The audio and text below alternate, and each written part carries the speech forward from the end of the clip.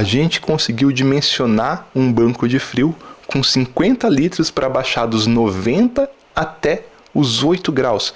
Isso aqui tem que ser feito.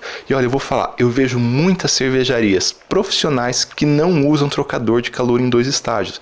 Isso não faz o menor sentido do ponto de vista de engenharia. Você está usando a utilidade fria, que é cara, que gastou energia, para baixar a temperatura dos 100 aos 40, que a água da rede faz isso sem problema nenhum. Hoje em dia, uma das coisas mais chatas para mim no processo de produção de cerveja é a parte do resfriamento do mosto. Para mim é algo super demorado, é algo que eu uso água da rede, então água mais ou menos 25, 30 graus, leva 1 hora, 2 horas e eu não consigo chegar na temperatura de inoculação.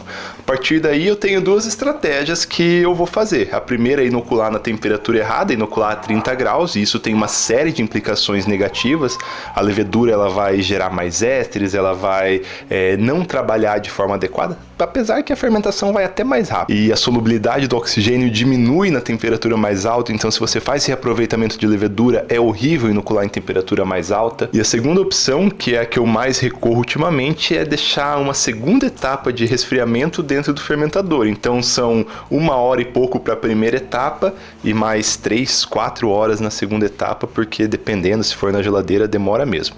Isso também tem uma série de desvantagens, uma delas obviamente é esse tempo maior no dia de produção de cerveja, mas a segunda é que você tem que ter grande certeza no seu processo de sanitização, porque deixar ali a 40 graus por 2, 3 horas já pode ser um ponto ali para propagar lactobacilo. E depois de 10 anos fazendo cerveja, eu acho que chegou a hora, ou na verdade passou a hora de eu aprimorar esse processo. Então eu vou montar um banco de frio para mim e eu vou documentar todo esse processo aqui no Beer School. E hoje a gente vai ver uma das etapas que talvez é a mais importante: como dimensionar esse banco de frio. E não só como dimensionar, como otimizar esse banco de frio.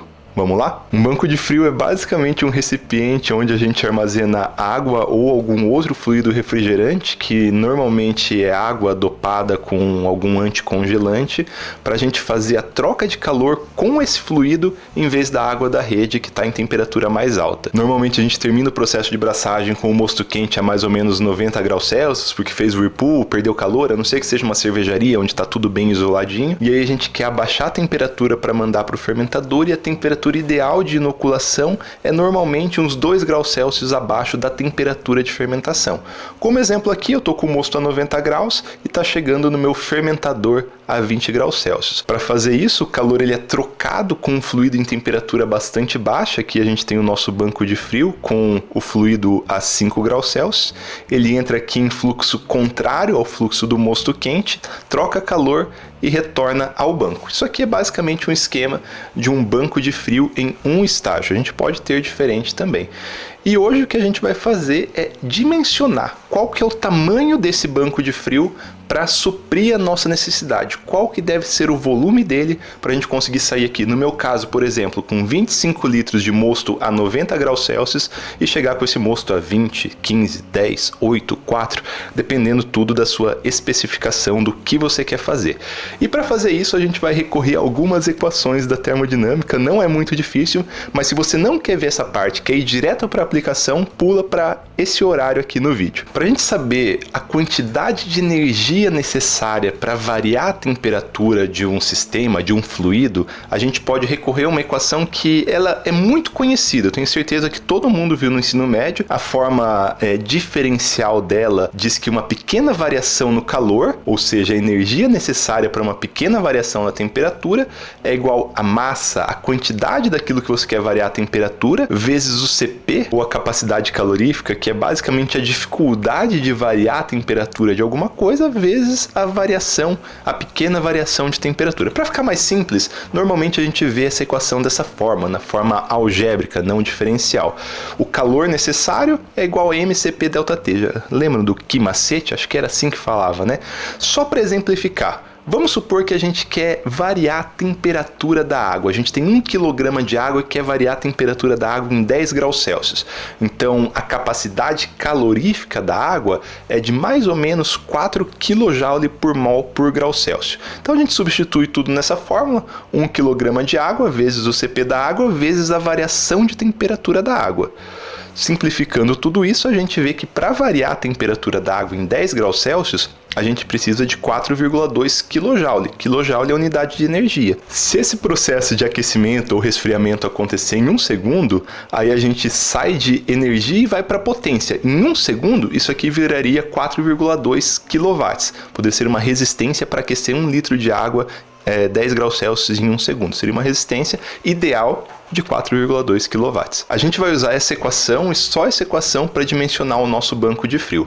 Para isso, a gente vai transformar esse nosso banco de frio em um banco de frio idealizado, num banco de frio ideal. Nesse banco de frio ideal, a gente vai considerar que todo o calor trocado acontece só entre o fluido do banco de frio e o mosto. Não existe mais perda ou ganho de calor em lugar nenhum. Na vida real, existem desvios da idealidade, e esses desvios podem ser bons para nós ou ruins. Por exemplo, o mosto ele perde calor para o ar também. E isso é uma coisa boa para nós, porque a gente quer abaixar a temperatura. Mas o fluido frio também perde calor para o ar. E a gente não quer que isso aconteça, ou ganha calor do ar, na verdade, né? Para facilitar um pouco as coisas, só hipoteticamente, a gente vai considerar que o mosto quente ele passa pelo trocador de calor e volta, o mosto frio ele passa pelo trocador de calor e volta, e isso acontece até chegar no equilíbrio. E o que é o equilíbrio? Quando que vai parar de trocar calor? Quando não vai mais haver troca térmica?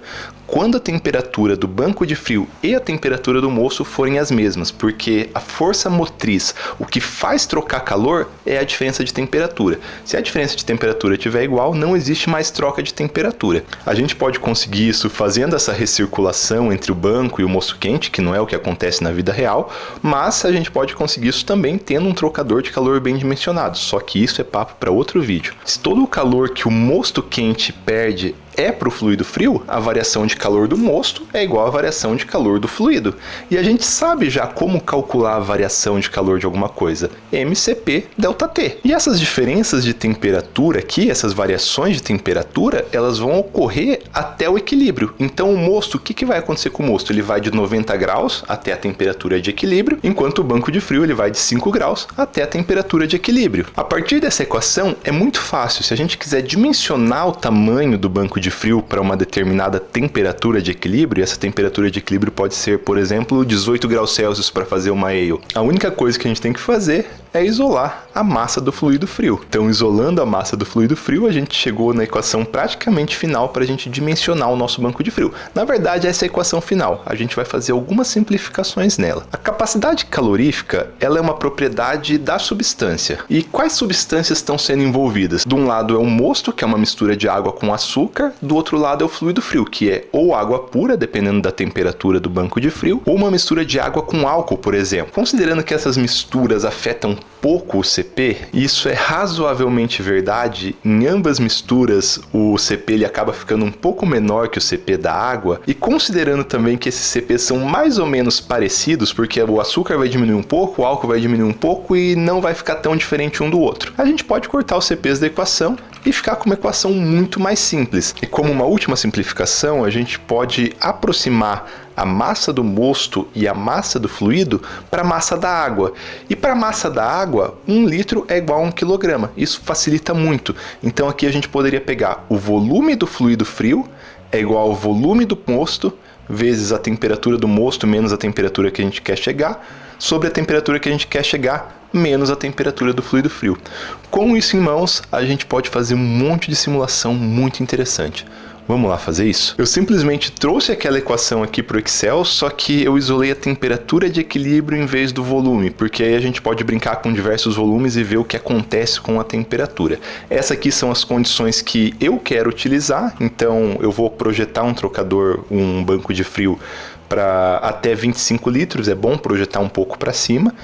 começando numa temperatura ali de 90 graus, é bastante razoável que eu comece nessa temperatura, dificilmente eu passo de uma temperatura maior.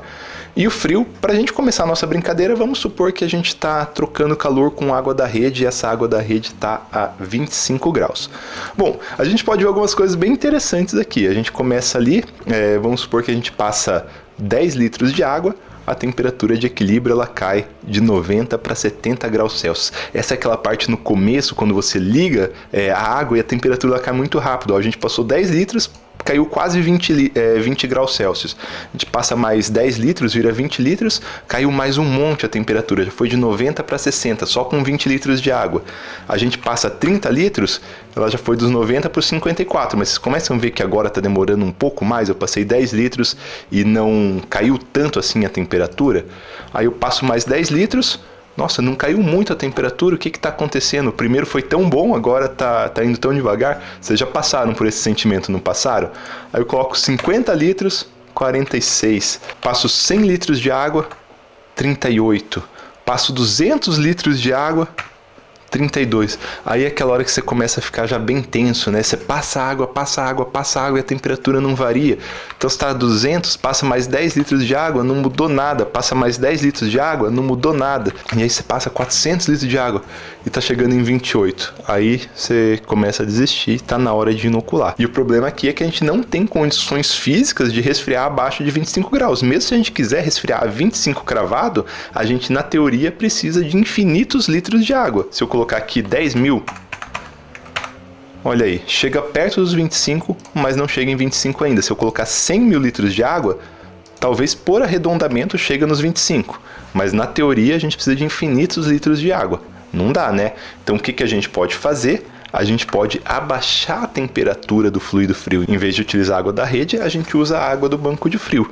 Vamos supor que o nosso banco de frio está a 5 graus Celsius. E vamos fazer esse mesmo experimento. A gente começa ali, vamos ver o que acontece quando a gente passa 10 litros.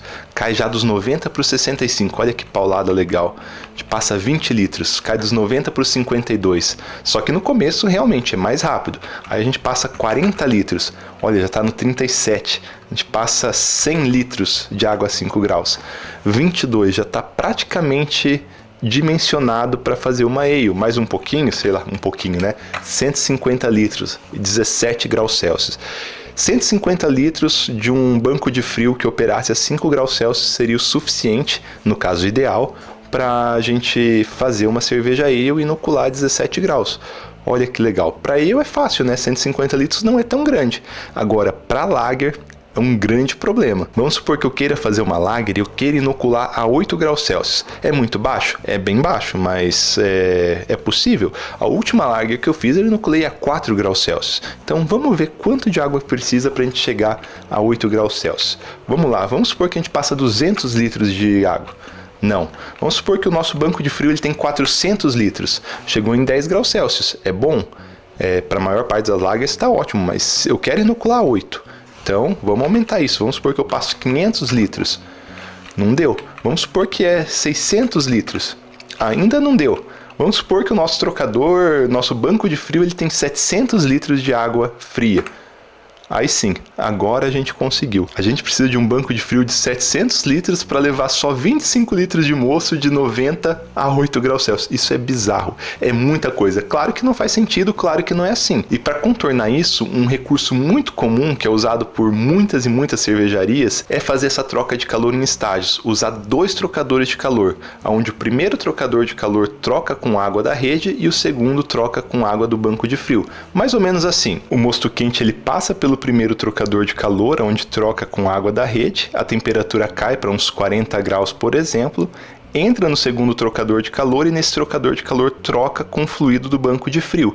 E aí cai de 40 para 20, 15, 10, 8, 4.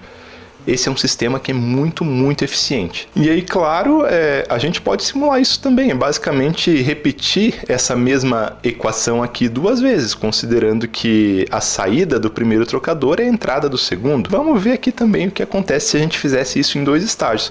Vamos supor que a gente tem um primeiro estágio com água da rede, onde a gente troca, passa, por exemplo, 100 litros de água e a gente consegue aqui a primeira temperatura, né? Então a gente tem duas, a que sai do primeiro trocador e a que sai do segundo trocador. A primeira temperatura, ela vai de 90 graus Celsius para 38 graus Celsius. Olha que legal, a gente nem gastou tanta água, a gente gastou uma água que ela nem é tão cara assim quanto a água fria, a utilidade fria ela é muito cara, e a gente conseguiu já fazer a maior parte do trabalho. Agora a gente vai usar a utilidade fria, a água fria, o fluido, o refrigerante, só para fazer a parte pesada, a parte que é mais difícil, a parte que a água da rede não consegue. Então, a gente poderia até colocar 200 litros aqui, ainda valeria a pena, ó, cai para 32. Isso vai depender muito do que a gente vai fazer. E aí, a gente começa agora no segundo estágio, então ela passa aqui, ela troca calor, ela chega aqui a 32, e a partir daqui ela troca calor com o fluido frio.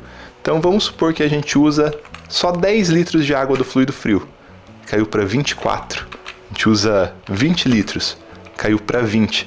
Olha que loucura, 20 litros num banco de frio a 5 graus Celsius pode ser o suficiente para você utilizar para produzir uma ale. Vamos supor se você faz só 20 litros por vez. Olha aí que legal, 18, 20 litros, o que é isso? Isso é um galão de água dentro de um frigobar, já seria um banco de frio. Só que a gente quer inocular a 8, é uma lager que a gente quer inocular a 8, então vamos continuar aumentando. Vamos colocar aqui 30, chegou em 17, 40, chegou em 15, 50, chegou em 14... 100, vamos lá, chegou em 10, 150, nossa, mais 200 litros. 200 litros certinho, por sinal. É bastante ainda, né? É bastante grande. Não é tão grande assim, mas é grande. Tá bem melhor do que os 700 litros iniciais. E ainda a gente gastava 700 litros de água fria, né? De utilidade fria, que é caro. Ainda tem como melhorar isso, porque o que acontece? A força motriz para a troca de calor é a diferença de temperatura. E a gente está com um problema aqui que a diferença de temperatura entre a nossa temperatura alvo e a temperatura do nosso banco de frio é quase a mesma. E isso faz ficar muito ineficiente, precisar de muita água, de muito fluido refrigerante. Então o que a gente pode fazer? Abaixar a temperatura do banco de frio. A gente pode usar um anticongelante e levar para temperaturas negativas. Isso vai aumentar muito a nossa eficiência. E muita gente não faz isso por não querer usar o anticongelante. Usar um anticongelante como álcool, por exemplo, não tem problema nenhum. Tem que usar o anticongelante certo, mas mesmo cervejarias, existem cervejarias que não usam anticongelante e operam a 5 graus. Não dá certo. A gente tem que deixar esse delta, essa diferença de temperatura muito grande. Vamos pegar aqui uma temperatura que é baixa, mas não é tão baixa. Menos 5 graus. Vamos voltar aqui para 0 e vamos colocar a nossa temperatura do banco de frio em menos 5 graus. Vamos passar só 10 litros de água. Olha aí, 21. 20 litros de água, 15. 30 litros de água, 11. Olha que legal. Nessa a gente vai conseguir chegar bem mais fácil. 40. Já está quase. 50. Chegamos. A gente conseguiu dimensionar um banco de frio com 50 litros para baixar dos 90 até os 8 graus. Isso aqui tem que ser feito. E olha, eu vou falar, eu vejo muitas cervejarias profissionais que não usam trocador de calor em 2 estágios. Isso não faz o menor sentido do ponto de vista de engenharia. Você está usando a utilidade fria, que é cara, que gastou energia, para baixar a temperatura dos 100 aos 40, que a água da rede faz isso sem problema nenhum. No ponto de vista econômico, a gente necessariamente precisa de 2 trocadores de calor. O segundo trocador de calor vai se pagar muito rápido, eu tenho a maior certeza. Só para vocês terem noção, eu fiz uma outra planilha aqui onde eu calculo o volume do banco de frio em função da temperatura do banco de frio para aquela condição. Aonde inicial, né, que a gente estava aqui com 100 litros, então entra em 68, e a gente quer chegar em 8 graus Celsius como temperatura alvo, temperatura de equilíbrio. Então, se tiver a menos 20 operando o banco de frio, é um banco só de 27 litros. A 15 é um banco de 33 litros. A menos 10 é um banco de 42 litros. A menos 5, um banco de 58. A 0, quase 100 litros. A 1, mais de 100 litros. A 5, já 250 litros. Se o nosso banco tiver a 7, 750 litros. Se ele tiver a quase 8, 7.500 litros. O importante para troca de temperatura é a diferença de temperatura. A força motriz para troca de calor é a diferença de temperatura. Tem que ter diferença de temperatura.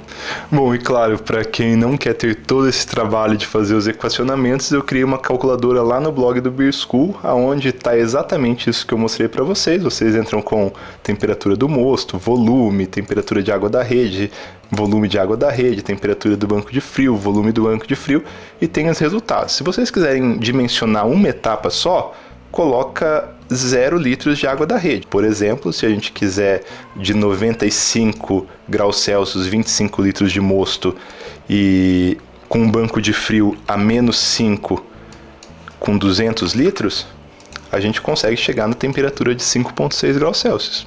Já dá certo, é muito bom também. Só que a gente está calculando aqui o caso idealizado. E para a gente chegar perto do idealizado, perto do ideal em casa, a gente tem que dimensionar bem também os trocadores de calor. A gente não vai fazer isso nesse vídeo, mas se você gostou desse vídeo e não é inscrito no Beer School, se inscreve, que em vídeos futuros a gente vai fazer todo esse dimensionamento. Como calcular o tamanho do trocador de calor, o tipo do trocador de calor, o fluido frio para não congelar a água, e a gente vai montar esse trocador de calor.